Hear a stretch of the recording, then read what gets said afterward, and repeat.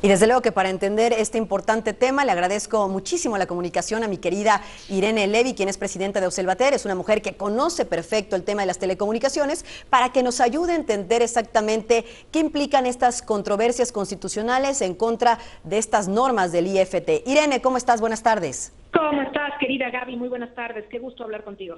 ¿Cómo entender un tema que, hablando de regulaciones, es complejo, pero que a la vez nos toca a todos porque somos consumidores en el ámbito de telecomunicaciones? ¿Cómo nos beneficia y cómo nos perjudica? Platícanos, Irene. Bueno, sí, es un tema complicado porque involucra cuestiones técnicas, pero también involucra una serie de derechos fundamentales que tienen que ver con el derecho a la información, con la libertad de expresión. Entonces, es importante que la gente, antes de dejarse llevar por opiniones, tenga este acceso a la información directamente y se forme una opinión. Me parece que el avance que tuvimos con la reforma constitucional de 2013 es muy grande. Se establecieron por primera vez en la historia, Gaby, de México, los derechos a los usuarios y los derechos de las audiencias a nivel constitucional.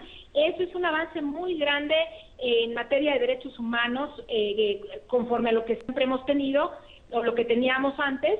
Después viene la Ley Federal de Telecomunicaciones y Radiodifusión, un año después, en 2014, que establece ya específicamente pues los derechos y los mecanismos para su defensa, y en esta ley se dispone que es el Instituto Federal de Telecomunicaciones, órgano, por cierto, Gaby, autónomo, creado específicamente para regular los derechos de las audiencias y creado por la reforma constitucional, y se establece que este órgano autónomo sería el encargado de emitir los lineamientos que hizo en diciembre, precisamente en diciembre de 2016, y esto es muy importante, querida Gaby, entran en vigor no hoy, sino el 16 de febrero, es decir, en 15 días.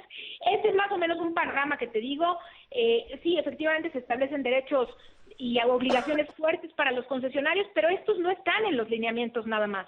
Provienen de la Constitución y provienen de la ley. Entonces, es importante entender el contexto antes de pensar que estamos hablando de censura o que estamos hablando de coartar la libertad de expresión, Gaby.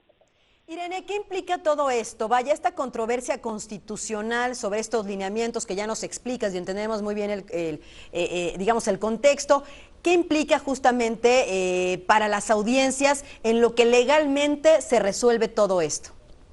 Bueno, si hay dos escenarios, Gaby, es muy importante explicarlos.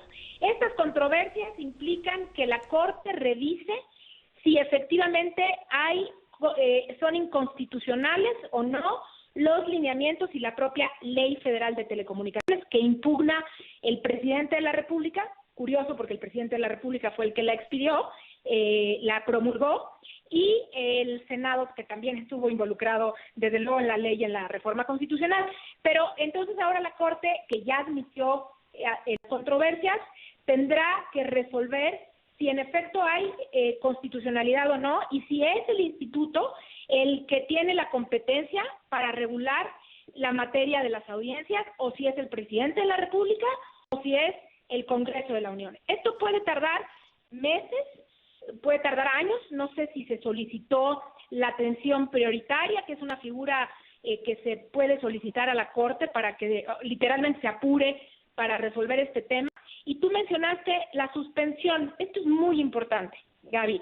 La suspensión no puede ser otorgada por la Corte, aun cuando se solicite por las partes, porque hay un artículo expreso en la ley que dice que en tratándose de normas generales, como es el caso de los lineamientos y de la ley, no procede la suspensión. ¿Por qué?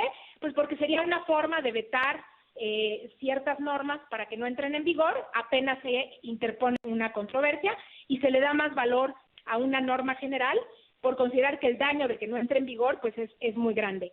Sin embargo, entonces, suponiendo que no se otorga la suspensión por parte de la Corte, como yo creo que no será el caso, los lineamientos entran en vigor entonces el 16 de febrero, salvo que el Instituto Federal de Telecomunicaciones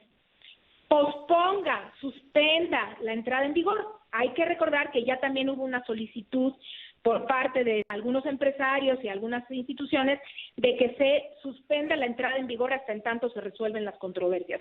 En mi opinión sería lamentable, pero bueno, todavía podemos saber esta cuestión. Bueno, Irene, pues es un viacrucis, digamos, jurídico. Vamos a esperar, vamos a ir analizando el tema, si nos permites, de la mano contigo. Te agradezco muchísimo que nos desmenuces este complejo tema, porque, bueno, decía yo, todos somos consumidores de telecomunicaciones. Gracias y fuerte abrazo, Irene Levy, presidenta de Observatel. Otro abrazo para ti y estoy a la orden. Buen provecho, ¿eh? Hasta luego. Muy buen provecho a todos los que nos ven en este momento y justamente...